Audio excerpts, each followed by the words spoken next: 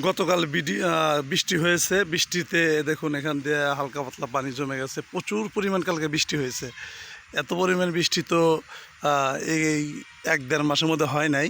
যাই হোক, প্রচুর পরিমাণ বৃষ্টি হয়েছে। দেখুন বৃষ্টির পরবর্তীতে এখানে কীরকম পানি জমে গেছে।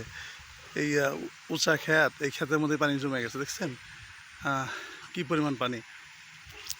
ওই পাশেরগুলো সব নিচা ক্ষেত, ওগুলো তো তারও বেশি পানি। এই দেখুন, এই যে আপনার করল্লা ক্ষেত, এই ক্ষেতটা কি সুন্দর দেখা যাচ্ছে বৃষ্টি পরে। গত দিন সারা দিন বৃষ্টি হয়েছে। বৃষ্টি হওয়ার পর আজকে রাত্রেবেলায় বৃষ্টি থেমে গেছে।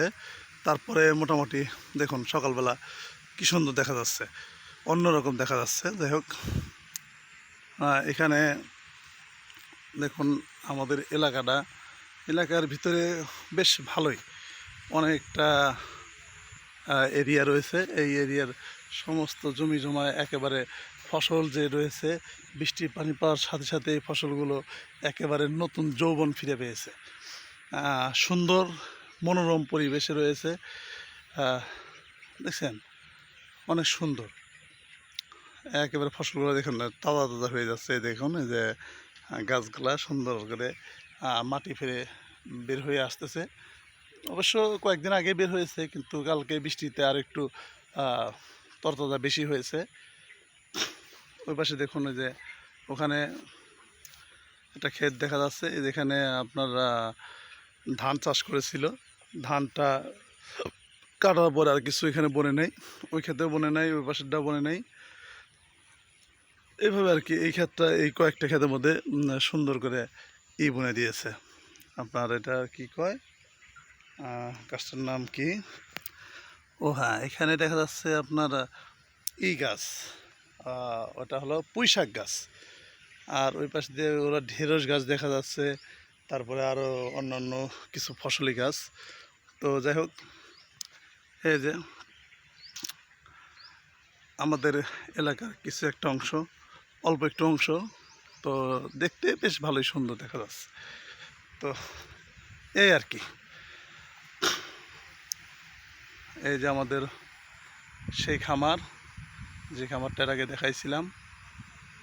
খামারটা বেশ সুন্দর, মনোমুগ্ধকর একটি খামার। যেই খামারটা দেখতে বেশ ভালো লাগছে। বৃষ্টির পরে দেখুন খামারের ভিতরের সেদিনকে মুরগি আপনাদেরকে দেখালাম। মুরগিগুলা বেশ স্বাস্থ্য সবল।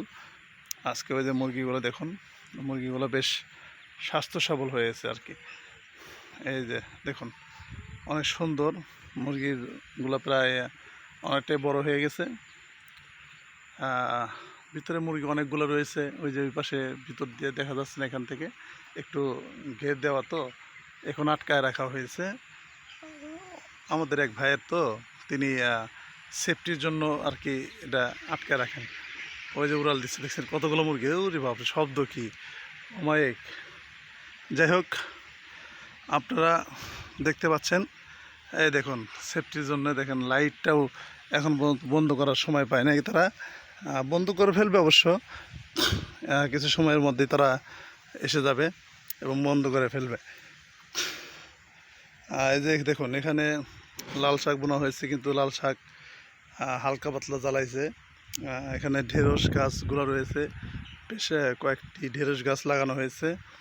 এখানে পেঁপে গাছ রয়েছে, দেখুন পেঁপে গাছ, পেঁপের ফুল আসছে, ফল আসবে ইনশাল্লাহ। এই যে এটাই ফুল আসছে এবং ফলও দেখা যাচ্ছে।